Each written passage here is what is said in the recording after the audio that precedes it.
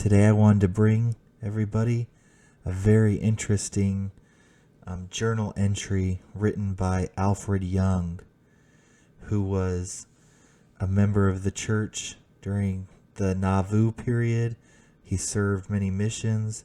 He served in the Quorum of the 70, and he had a vision of the celestial kingdom that he wrote about in his personal journal that has come forth.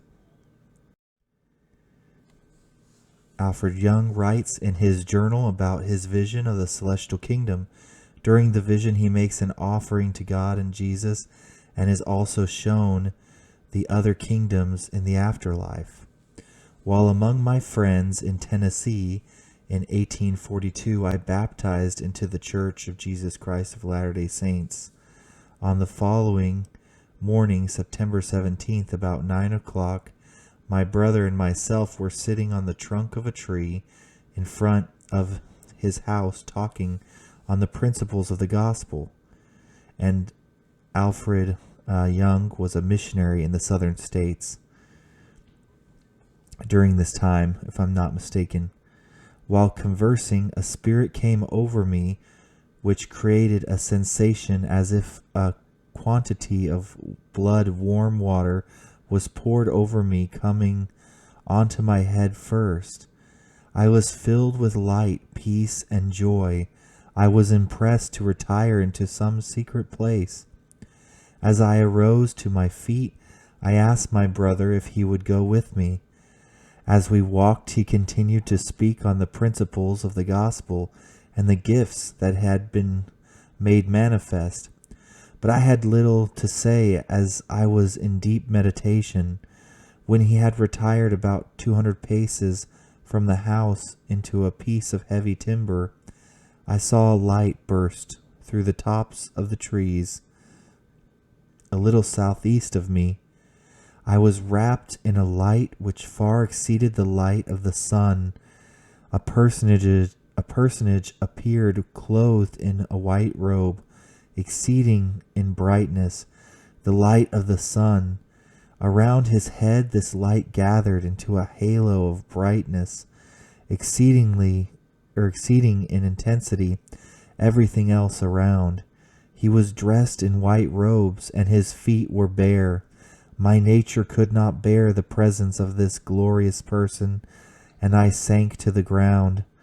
My brother, walking by my side, as he afterwards stated, saw my countenance change and that I was sinking to the ground. He took hold of my clothes at the breast and let me gently down. This much I do know, that my spirit went out of my body and stood just over it and gazed at it, and my brother standing by it. Whether or not my spirit was commanded to come out of my body by the personage in whose presence I was, I know not. The personage or angel said to me, "Follow thou me." He ascended upwards into the direction from whence he came, and I followed him.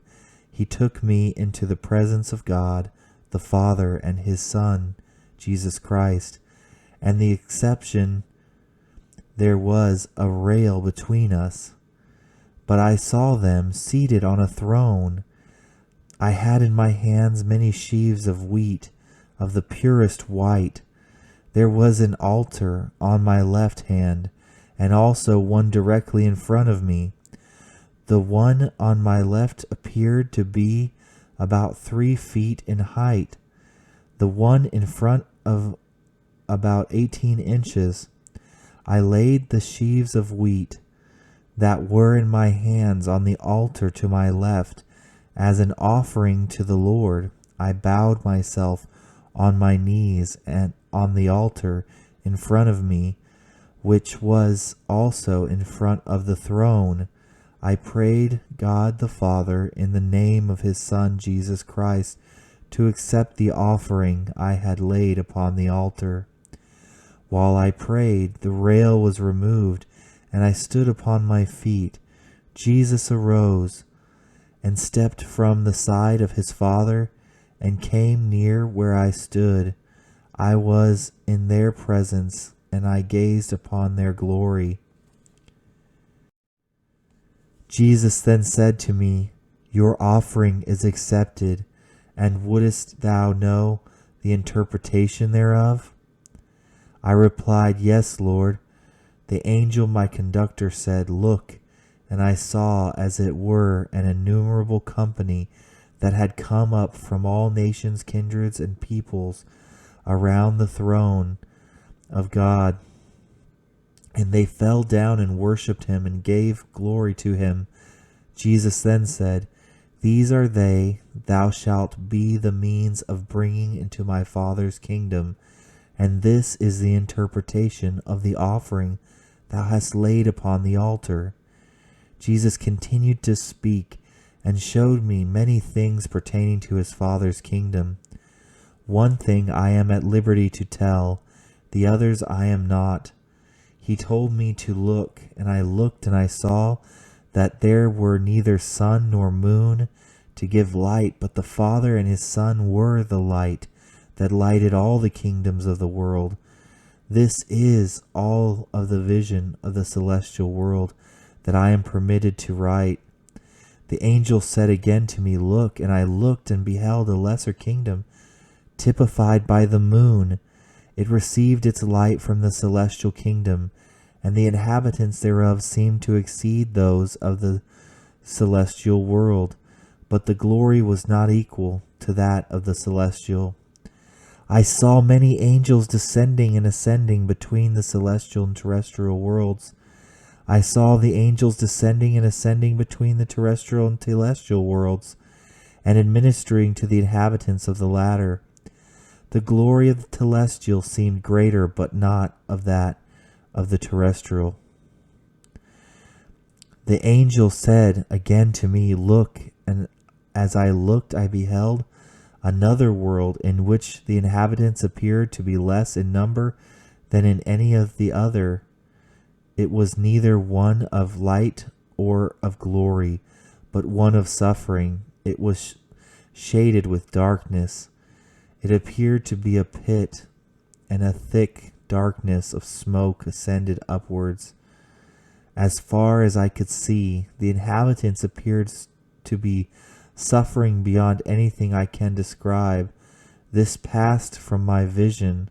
For a short time the angel withdrew from me, and I was left alone. My brother William afterwards stated that he saw no person with me, nor heard any conversation, although he stood near me. But during all the time we were there, and while I appeared as if dead, it was manifested to him that I was in a vision. After the angel left me, I turned to my brother and called him by name and related to him all that I had seen and heard. Some of it he doubted. I said to him, Brother William, you shall yet be witness to the truth of all I have said. At these words he fell to the earth as if he were dead, and the Spirit suggested to me to touch him and bid him arise. I did as directed, and he arose to his feet, bore testimony to the truth of what I had seen, and continued to bear that testimony until his death. I feel to record a tribute of thanks, honor, and praise to God, my heavenly Father, and to his Son, Jesus Christ, for the glorious things that have been revealed to me in these visions. I regret my inability to properly represent them for want of a proper comprehension of language to express my ideas by as far as I am able. I desire to leave them on record as a testimony to my posterity and to the world of the goodness, power, and majesty of God, and of the truth of the great latter-day work, and as inaugurated by Joseph Smith, Jr., for the final redemption of the earth. Autobiography of Alfred Douglas Young. I hope you enjoyed this.